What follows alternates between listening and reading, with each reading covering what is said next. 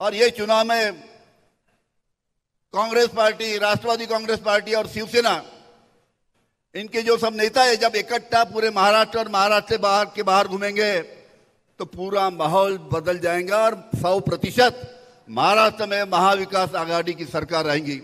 सिर्फ चंद महीनों की बात है। एक शायर ने बोला है कि थोड़ी देर की खामोशी है, थोड़ी देर की खामोशी है फिर शोर आएगा, थोड़ी देर की खामोशी है फिर शोर आएगा।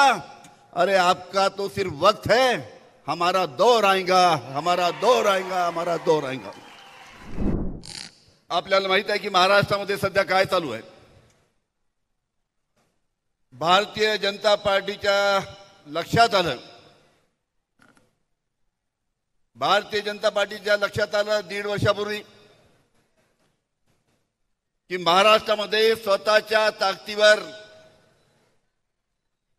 भारतीय जनता पार्टी सरकार आणू शकत नाही। सरकार आपल्या ताकदीवर आपण स्थापन करू शकत नाही असं भारतीय जनता पार्टीच्या लक्षात आलं आणि 1.25 वर्षापासून भारतीय जनता पार्टीने एक कार्यक्रम चालू केला फोडाफोडीचा। एक 1.25 वर्षापूर्वी शिवसेनेचे आमदार फोडलेत। शिवसेनेचे आमदार कशा पद्धतीने फोडले आपल्या सर्वांना कल्पना आहे। 50 खोके एकदम 50 खोके देऊन शिवसेनेचे आमदार एकनाथ शिंदे बरोबर भारतीय जनता पार्टीच्या सरकारमध्ये सामील झाले। हे सामील झाल्यानंतर त्यांच्या लक्षात आलं की एकनाथ शिंदेच्या नेतृत्वाखाली जेवढे आमदार आपल्या बरोबर आलेले आहेत ते आल्यानंतर ज्या पद्धतीने आपल्या भारतीय जनता पार्टीचा फायदा व्हायला पाहिजे तो फायदा न होता त्यांचं नुकसान झालं। हे जेव्हा त्या लक्षात आलं तेव्हा त्यांनी 1.25 महिन्यापूर्वी दुसरा प्रयोग केला। राष्ट्रवादी काँग्रेसचे काही आपले जे सहकारी होते हे सहकारी त्या निमित्तानं आपल्याला सोडून भारतीय जनता पार्टीच्या सरकारमध्ये सामील झाले। आता हे आपले जे सहकारी जे होते साहेबांच्या आशीर्वादामुळे जे सहकारी आतापर्यंत अतिशय मोठे झाले होते हे सहकारी आपल्याला सोडून गेले। हे सहकारी आपल्याला का सोडून गेलेत? काय झालं यांना सोडून जायला? काय?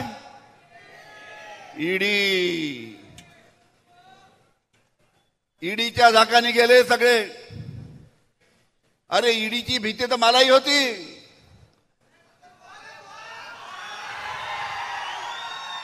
अरे ईडीचा झाक तर मलाही दाखवला होता कि हमारे साथ समझौता करो। मैं बोलूंगा जिंदगी भर जेल में जाऊंगा लेकिन तुम्हारे साथ समझौता नहीं करूंगा।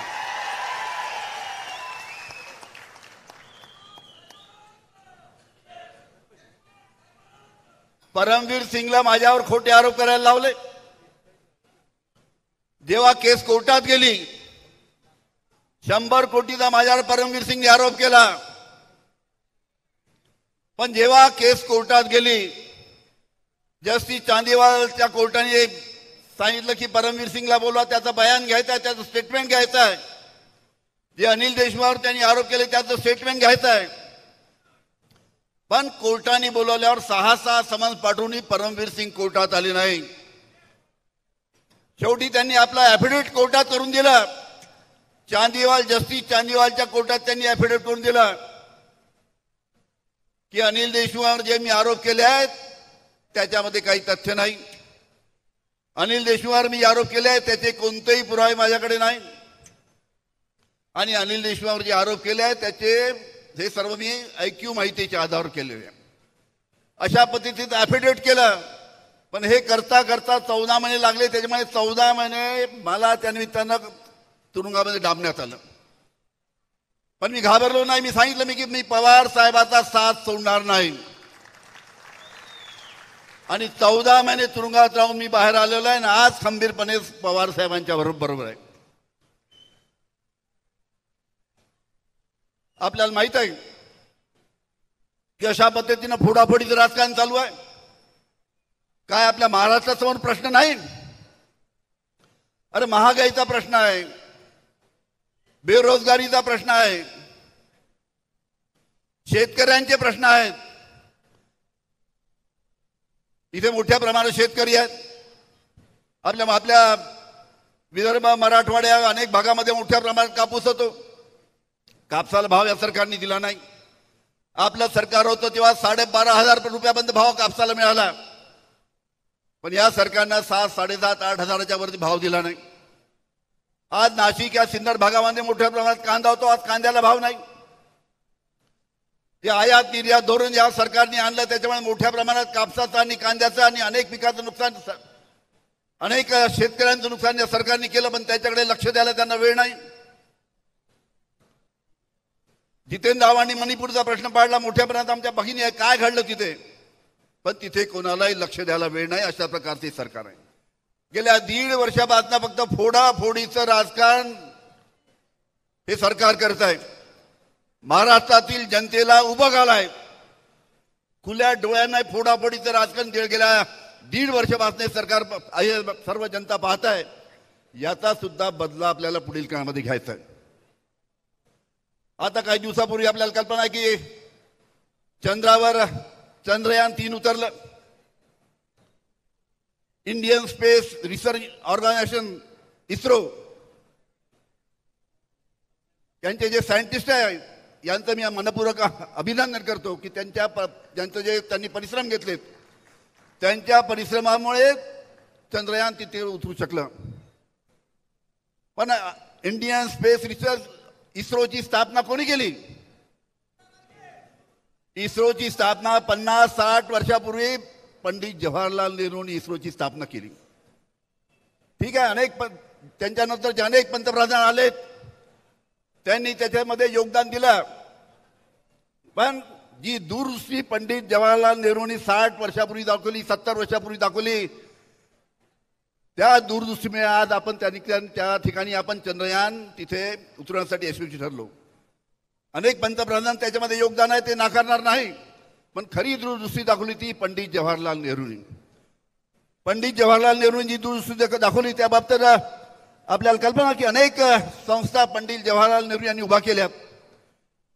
Tata institute of fundamental research, TIFR, Indian institute of sciences IIS,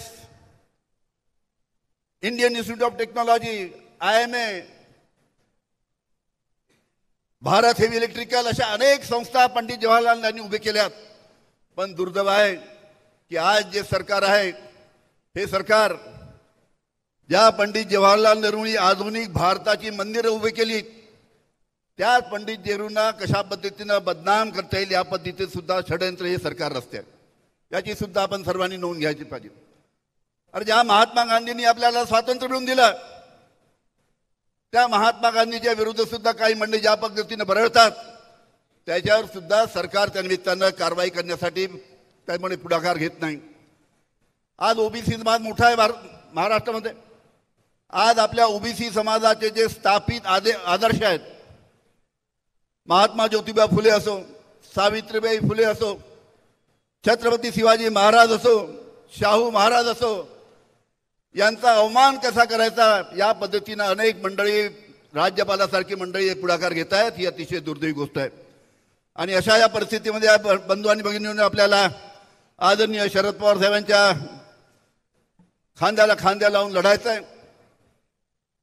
कुछ आगे के 7-8 महीने ये सरकार यहाँ पे है, कुछ चंद महीनों की सरकार महाराष्ट्र में है. आगे 2024 में चुनाव आएगा और ये चुनाव में कांग्रेस पार्टी, राष्ट्रवादी कांग्रेस पार्टी और शिवसेना, इनके जो सब नेता है जब इकट्ठा पूरे महाराष्ट्र और महाराष्ट्र के बाहर घूमेंगे तो पूरा माहौल बदल जाएगा और 100% महाराष्ट्र में महाविकास आघाड़ी की सरकार आएगी. सिर्फ चंद महीनों की बात है. एक शायर ने बोला है कि थोड़ी देर की खामोशी है, थोड़ी देर की खामोशी है फिर शोर आएगा, थोड़ी देर की खामोशी है फिर शोर आएगा. अरे आपका तो सिर्फ वक्त है, हमारा दौर आएगा, हमारा दौर आएगा, हमारा दौर आएगा।